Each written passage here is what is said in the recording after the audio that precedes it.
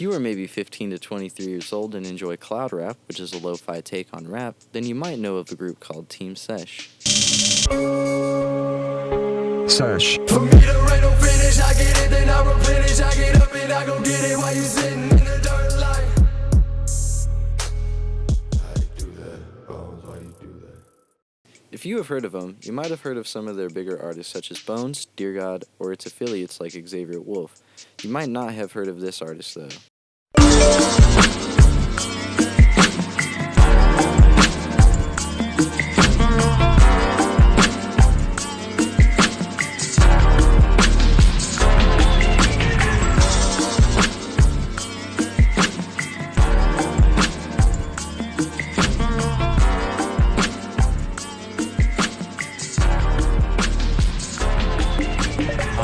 At you looking for the perfect way to word it. I would not take a bullet for you, but I would take a burden. You ask me what I think, so I think that you make me nervous. I know I want you for certain, but I don't know for what purpose. This is the forgotten member of Team Sesh, and how someone can go from working with people like Lil Peep, Suicide Boys, and Bones to obscure and hated. All right, so this is No Jumper, the coolest podcast in the world, and today we have the one and only Dylan Ross on the show. Dylan, how you doing?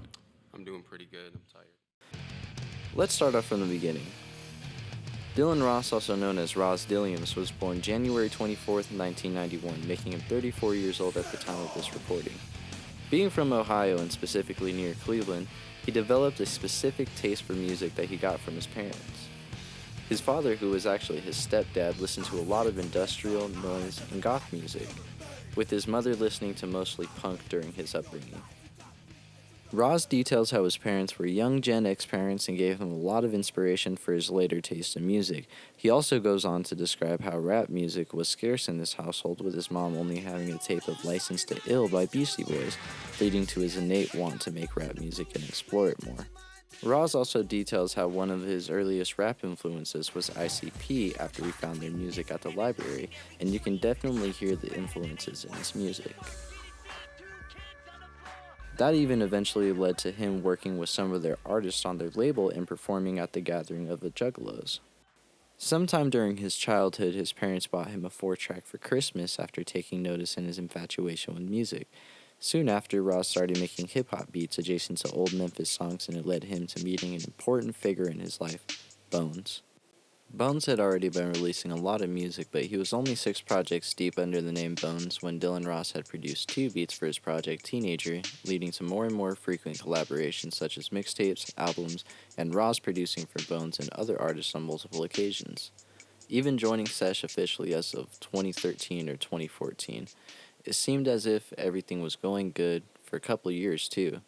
Ross was dropping music videos, but at some point changing his name from Dylan Ross to Rozzdyliams.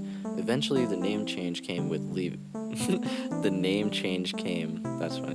with leaving Sesh and focusing on his own group, Handsome Boys. He seemed to be very tapped into the underground though, even influencing upcoming artists at the time like someone you might know, Lil Peep. Peep and Roz were apparently very close friends towards the end of Peep's life, but early on Peep had been heavily inspired by Dylan Ross. Just look at these 2 songs side by side.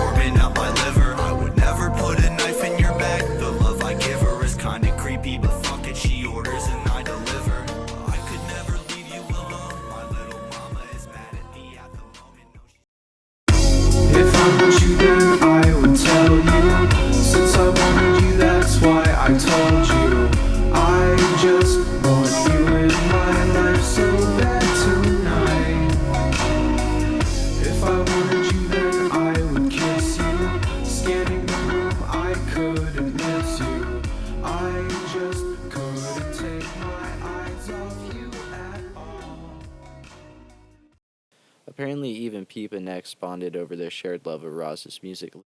Later on, Peep and Roz ended up doing a collab together called Ghost Boy, produced by Dylan Ross. Roz would also work with another notable artist group called Suicide Boys. After a while, he would gain some notoriety and become a prominent figure in the underground cloud rap scene.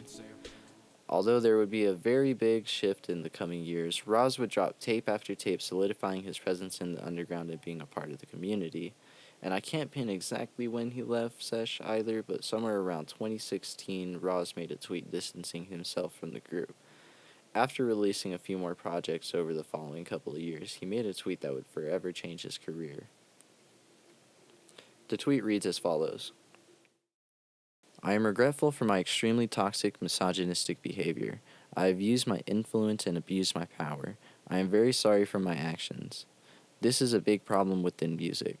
By engaging in this behavior, I have contributed to being a part of the problem, and I am deeply ashamed of that.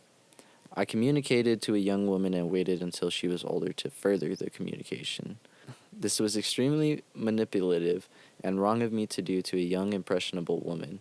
I am deeply sorry to anyone who my harmful, manipulative actions have affected by being a complete creep and a weirdo.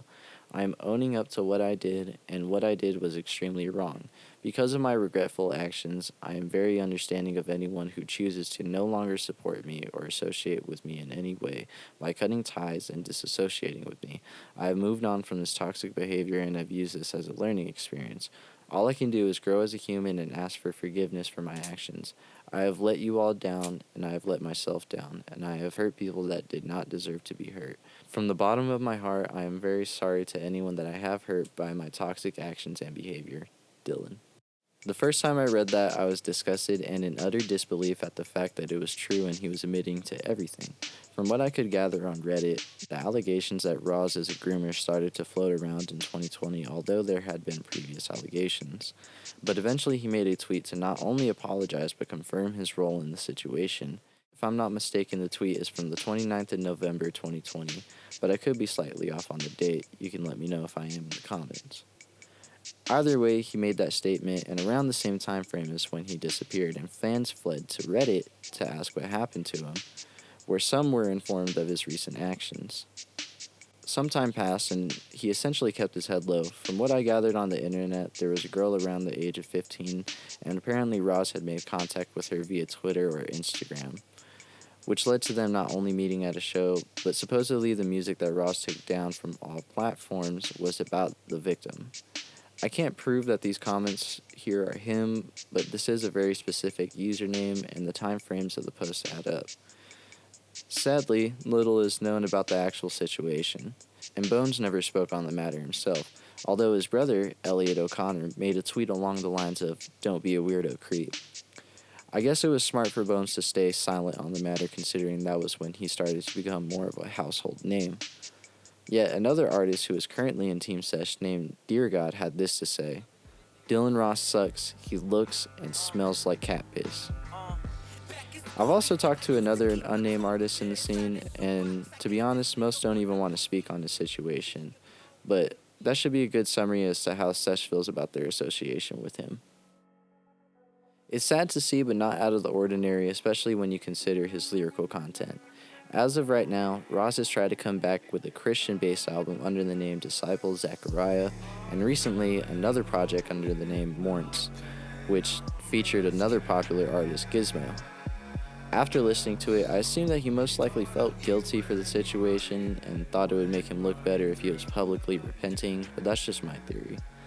With all that being said, this concludes the story of Dylan Ross so far, and I hope you all get a little bit more insight into the forgotten member of Team Sesh, along with the underground cloud rap scene as a whole. I thought it would be a little bit interesting to do this video, because it seems like some fans find his music, and then they go to Google to look him up, and then discover out of curiosity that he was a groomer. But some fans don't even know because they don't take the time to look him up. But thank you for watching. Let me know how this was for a first time video in the comments. Yeah.